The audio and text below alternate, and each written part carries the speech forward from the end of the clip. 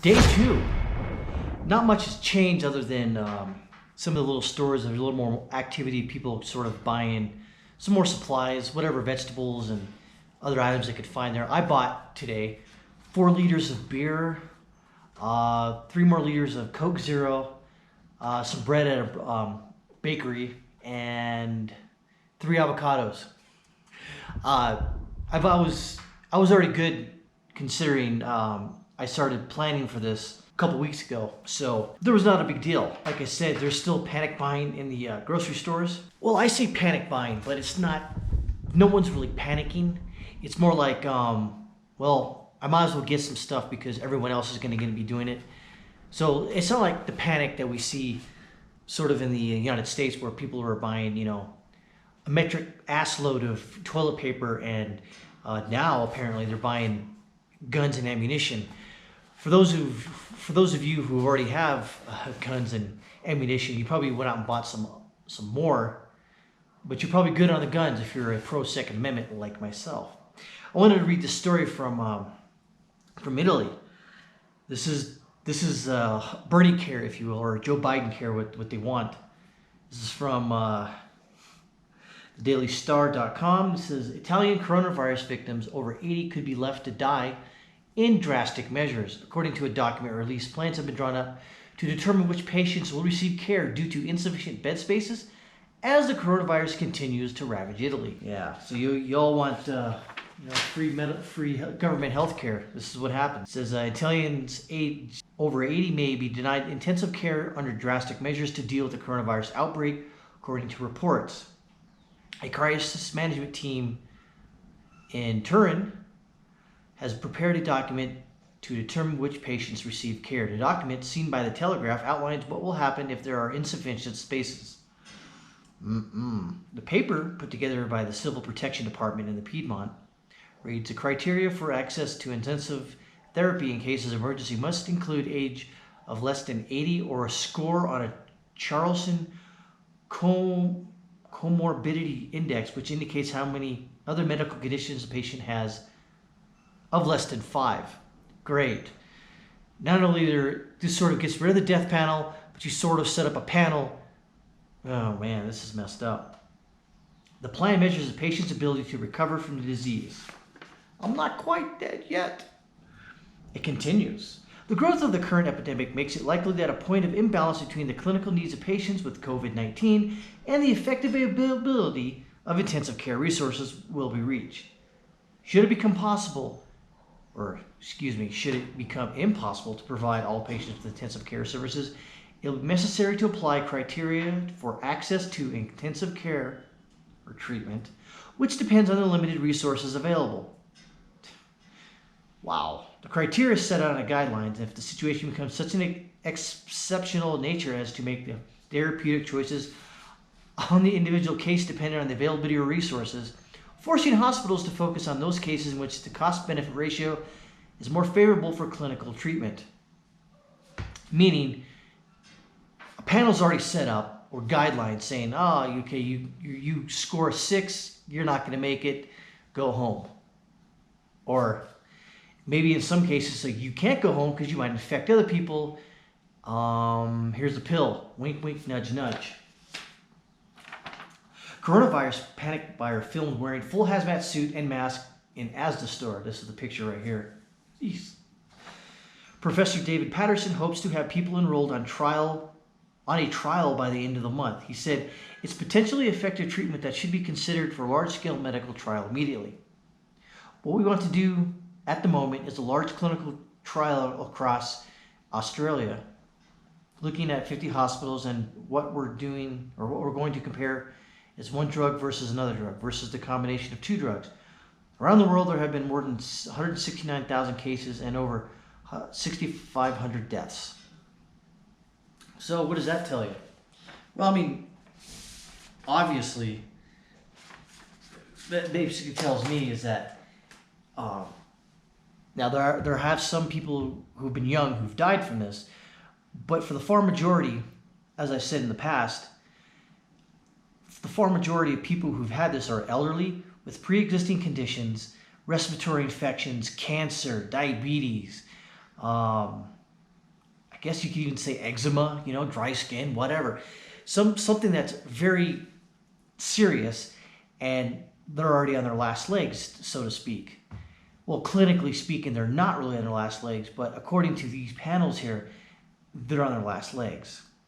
So, but as for me, in my family, I don't know. We're everybody in the neighborhood seems fairly calm. There hasn't been a lot of traffic on the road. It's not like how it is. Buses are still running. Here in this country, every 3 hours they're going through the buses and wiping them down with Clorox and other disinfectant spray and cleaning the surfaces. I think that's mandated by the government, which is a completely really good idea. Other than that, movie theaters have been canceled. We saw, whatchamacallit movie was that? The Gentleman on Friday night, and then Saturday we're going to watch Bloodshot, and that's when they closed the movie theaters down. Well, they weren't supposed to close down until Sunday night, but they decided to close early. I guess that was the management decision. And then I bought a nice picanha. And then I grinded it with some bacon, made some hamburgers yesterday. And then, gonna have hamburgers again tonight because I got bunch of left over.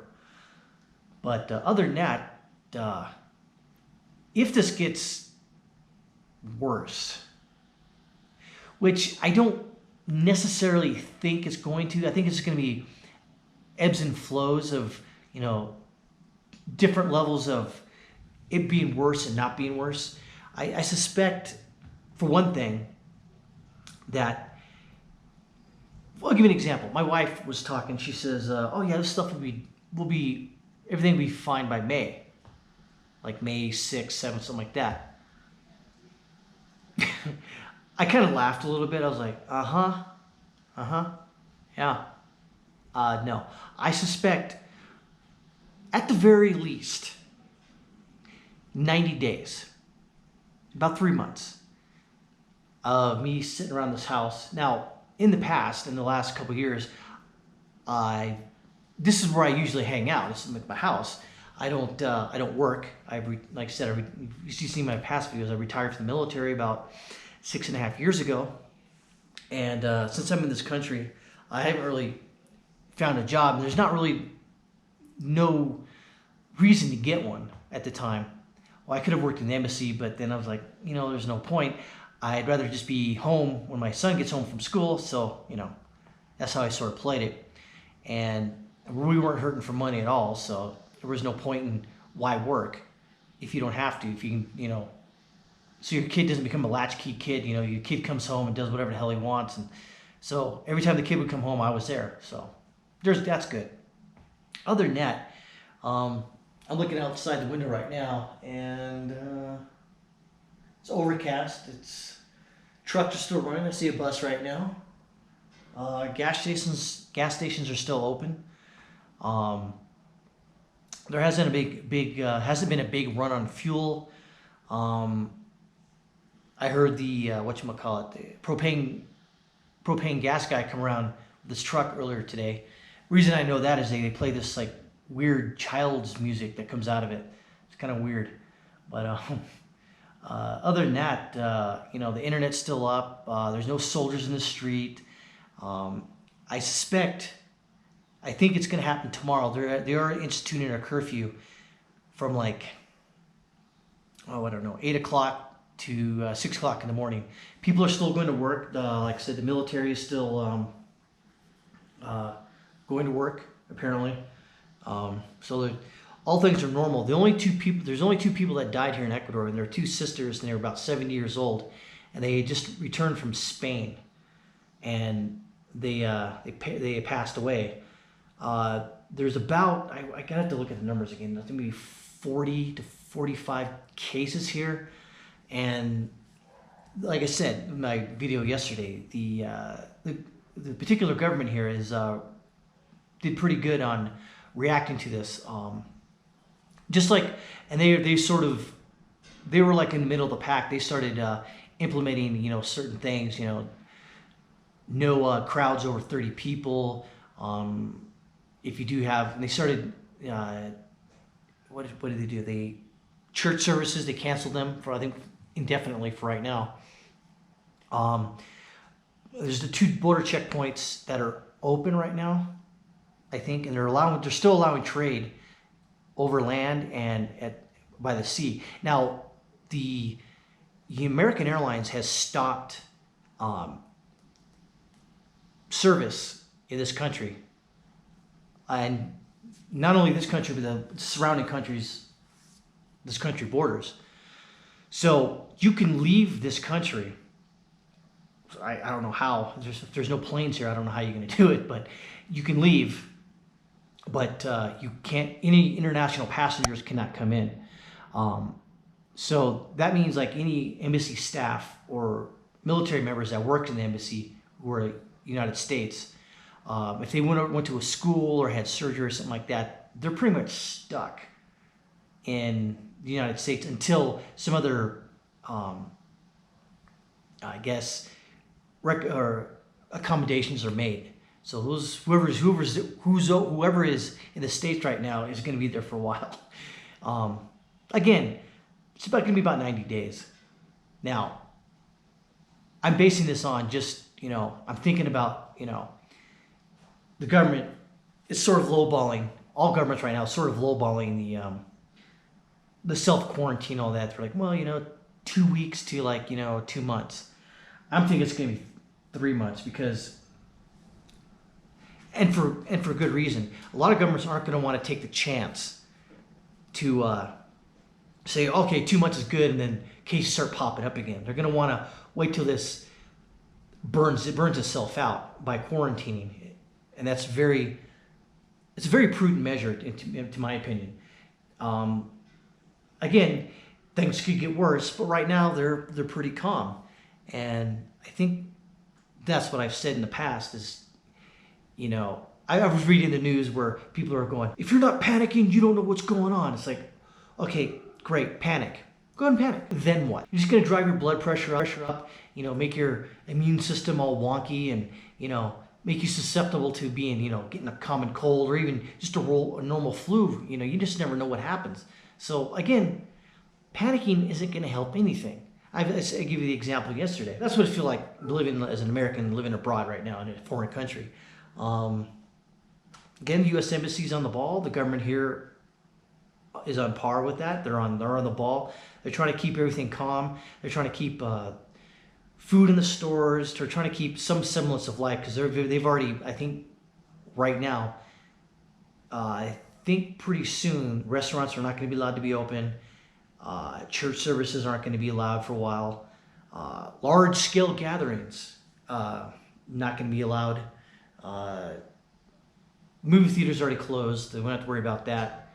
I think malls are the same thing. And another thing, too, is the economic aspect of this is interesting. And I feel sorry for a lot of the people. When we went to the mall on Friday or Saturday. No, sorry, it was Friday. I started to realize this. In this country, there's a lot of people who've got like mobile, little carts. They wash your car in an underground parking garage or the above ground. And if there's no cars in the mall, no one's going to get their car washed. And so a lot of those people who are kind of like the micro economy, sort of the micro jobs, who sort of do that, they kind of rely on that. They don't have a job anymore. I don't know if there's some sort of welfare in this country. I think there is, but it's not to the extent of what the United States is. So there's that, and there's a lot of businesses that rely on like antique shops, if you will. No one's going to be buying antiques. The only stores, like I said, that are reopened is the little small grocery stores. They're like in neighborhoods, and they're all over the place. Those are the ones that are going to sort of reap the benefit or the windfall, if you will, of this. And also, they also demand, truck drivers. You get a bunch of truck drivers still driving around delivering stuff, which is, very important, especially in the city I live in right now. Obviously, other cities as well. But other than that, I just want to keep this short and sweet. I'll call this the end of this. But again, hope you've already prepared, and keep not panicking.